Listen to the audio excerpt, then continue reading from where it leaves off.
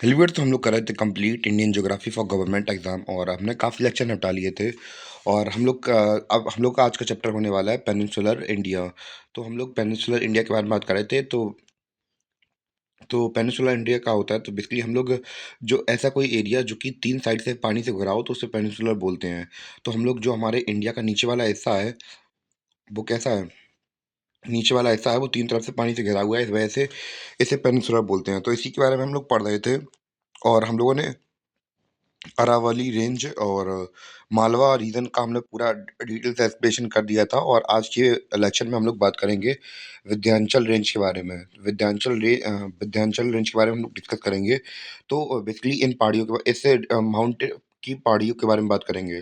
तो ये जो पहाड़ी है, मतलब विंध्याचल जो रेंज है, इसको हम लोग चार पहाड़ियों में डिवाइड कर सकते हैं। एक, दो, तीन, चार। तो आपको ये अलग अलग दिख रही होंगी और बीच में आपको गैप भी दिख रहे होंगे। तो ये गैप आए थे नदियों की वजह से। और हमें पता है कि जो हिमालयाज़ के अंदर भी आप लोग डिवीज़न देखते हैं, हिमालयाज़ के अंदर भी, तो भैया जो नदियाँ होती हैं वो इरोज़न का एक कारण बनती हैं। तो इस वजह से वो क्या करती हैं, इन्हें काट देती हैं। तो इन चार पहाड़ियों को पढ़ेंगे हम लोग डिटेल से, और कहाँ-कहाँ फैली हैं वो देखेंगे। तो इसको हम लोग चार पार्ट में डिवाइड कर सकते हैं। तो भैया पहली हमारी जो हिल्स हैं वो आपको इस वाले रीजन में दिख जाएंगी। तो इन्हें क्या बोलते हैं, विंध्य हिल्स बोलते हैं। विंध्य हिल्स बोलते हैं। तो ये आपको गुजरात वाले एरिया के अंदर दिख रहे होंगे, और थोड़ा गुजरात के अंदर दिख रहा होगा, थोड़ा यहाँ पे एमपी साइड में दिख रहा होगा। तो ये वाला सीन है। और फिर है, इसे क्या बोलते हैं, मानरेर हिल्स। दूसरी एक कौन है, मानरेर हिल्स। और तीसरी कौन सी है, पारसनाथ हिल्स। और चौथी कौन सी है, कैमूर हिल्स, जो कि आपको उत्तर प्रदेश, थोड़ी बिहार वगैरह, थोड़ी उत्तर प्रदेश बिहार में दिख रही होंगी। और बस यही हमारी चार नाम है इन अलग अलग हिल्स के। विंध्य, भानरेर और पारसनाथ, कैमूर।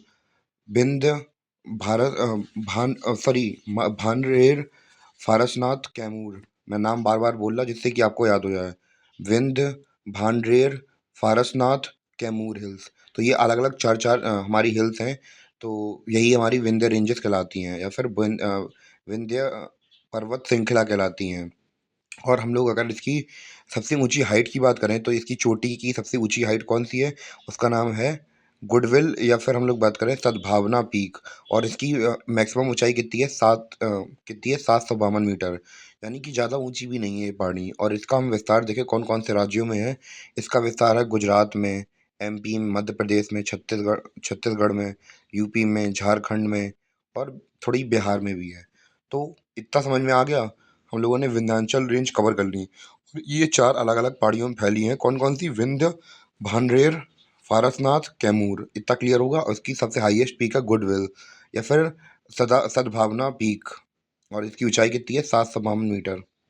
और ये रही इसकी पिक्चर, कितनी सुंदर वादियां यार। जाना तो कमेंट करना कोई अगर जा रहा हो यहाँ पे। तो हम लोग थोड़ा गुजरात रेंज के बारे में, गुजरात की कुछ पहाड़ियों के बारे में बात कर लेते हैं। तो हम बात कर रहे थे गुजरात की तीन पहाड़ियों के बारे में। अगर हम लोग बात करें कि गुजरात की तीन पहाड़ियों को जानने से पहले हम लोग गुजरात को दो पार्ट में डिवाइड कर देते हैं। तो गुजरात को अगर हम लोग दो पार्ट में डिवाइड करें तो आपको ये ऊपर वाला एरिया दिख रहा होगा जहाँ पे ये शेर का मुंह बना रहता है। तो ये है कच्छ वाला रीजन। और इसका नीचे वाले का रीजन है, इसे जो नीचे वाला रीजन होता है, ये निकला रहता है मुंह, तो भैया इसे बोलते हैं सौराष्ट्र बोलते हैं, या फिर इसे काठियावाड़ बोलते हैं। इसे काठियावाड़ इस वजह से बोलते हैं क्योंकि इस समय पर माना जाता है किसी समय पे काठियावाड़ राजपूतों ने राज किया था। और स्वराष्ट्र इसे इसलिए कहते हैं क्योंकि एंशियंट टाइम पे यहाँ 100 से ज़्यादा राष्ट्र राज करते थे, यानी छोटी-छोटी रियासतें थीं वगैरह, इस वजह से स्वराष्ट्र वाला एरिया बुलाते हैं। और यहीं पे हमारे 3 पहाड़ियाँ हैं, कौन-कौन सी पहाड़ियाँ हैं उनके बारे में देखते हैं। सबसे पहले हम लोग बात करें, यहाँ पे है वारदा हिल्स। कौन सी है, वारदा हिल्स। दूसरी है गिर हिल्स, या फिर गिर हिल्स। और तीसरी है मांडव, मांडव हिल्स। और भैया गिर हिल्स की खास बात है ये। अब हम लोग इसके बारे में जानते हैं। भैया 3 पहाड़ियों के नाम हमने क्लियर कर लिए।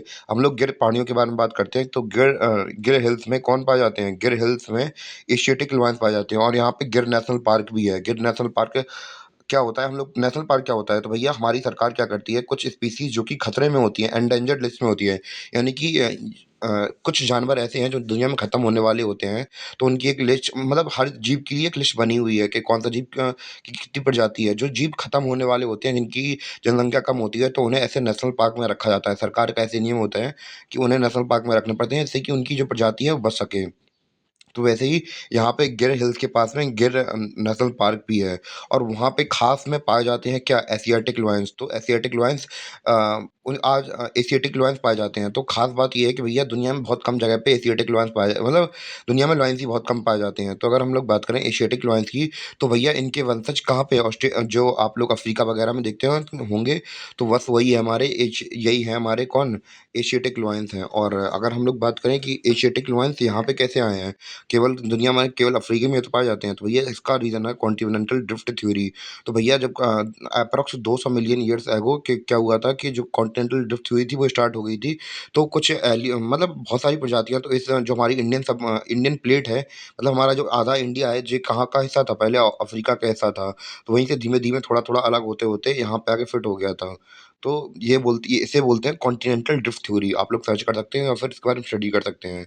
तो उसी के साथ इनका क्योंकि डीएनए वगैरह सेम है और पूर्वज वगैरह भी सेम है, तो सब एक ही हैं पूरे। तो इसी के साथ जो हमारी कॉन्टिनेंटल थ्योरी हुई, तो भैया जो हमारा जो इंडिया सबकॉन्टिनेंट प्लेट थी वो शिफ्ट होके यहाँ पे जो एशिया था वहाँ पे लग गई थी। इस वजह से जो ये शेर भी यहीं पे थे, तो धीमे धीमे इन्होंने अपने क्लाइमेट को अडॉप्ट कर लिया और फिर इन्हें भी कोई प्रॉब्लम नहीं हुई। तो मतलब जो इनके वंशज हैं वो वाले भी यही मतलब वही हैं अफ्रीका वाले।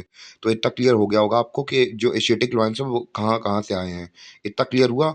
हमने उन्हें गुजरात के 2 पार्ट में डिवाइड कर लिया था, कच्छ वाला रीजन और दूसरा पड़ा था ये नीचे वाला, जिसमें हम लोग बात करें काठियावाड़ भी बुलाते हैं। तो यहाँ पे हम लोगों ने अलग-अलग हिल्स के बारे में की थी, वारदा हिल्स, गिर हिल्स और माउंटॉब हिल्स। इतना क्लियर हुआ आप लोगों को? अभी तक हम लोगों ने बात कर ली थी गिर फॉरेस्ट या फिर गिर पहाड़ियों की खास बात। अब इम्पोर्टेंट फैक्ट जानेंगे वारदा हिल्स, गिर फॉरेस्ट और माउंटॉब हिल्स के बारे में। इन तीनों की खास बात ये है, ये क्या करते हैं, ये पर्वतीय वर्षा करवाते हैं। कैसे करवाते हैं, हम लोग इस फिनोमेना को समझते हैं इस डायग्राम से। तो भैया हमें पता है मानसूनिक विंड्स आती हैं दूर से, यहाँ से आती हैं हमारी मानसूनिक विंड्स आ रही हैं यहाँ से, और ये हमारे पहाड़ खड़े हैं मान चलिए ये। तो ये जो हवाएं आ रही हैं मानसूनिक विंड्स होती हैं, ये कैसी होती हैं, ये गीली होती हैं या अपने साथ मॉइस्चर रख के लाती हैं। क्या रख के लाती हैं, मॉइस्चर, यानी कि थोड़ी गीली होती हैं और इनमें थोड़ा हम बात नमी होती है। और नमी के साथ ये जब हवा बह के आएंगी और ये थोड़ा थोड़ा ऊपर चलेंगी, और जैसे हमें पता है कि जितनी जो पहाड़ के सामने टकराएंगी और सीधे अब पहाड़ के सामने जगह है नहीं है, तो पहाड़ की ऊपर तरफ निकलती जाएंगी। और हमें पता है जैसे ही पहाड़ की ऊपर जाएंगी, जैसे ही हम लोग बात करें जैसी हाइट बढ़ती जाती है, टेम्परेचर कम होता जाता है। तो भैया जब ये गीली हवाएं जो मॉइस्चर के साथ हवा उड़ रही है, जैसी ऊपर पहुंचेगी, यहाँ से ऊपर पहुंचेगी, तो भैया ये क्या करने लगेगी, कंडेंसेट होने लगेगी ये, यानी कि जमने लगेगी। ऊपर टेम्परेचर कम है यानी कि ठंड बहुत ज़्यादा होने लगती है वहाँ पे। तो ये जो हमारी हवाएँ थी मॉइस्चराइज़्ड वाली हवाएँ थी, ये कैसी होने लगीं, गर्म होने लगेंगी। और जैसे ये गर्म होंगी तो भैया फिर धीमे-धीमे क्या बनने लगेंगे, बादल बनने लगेगा।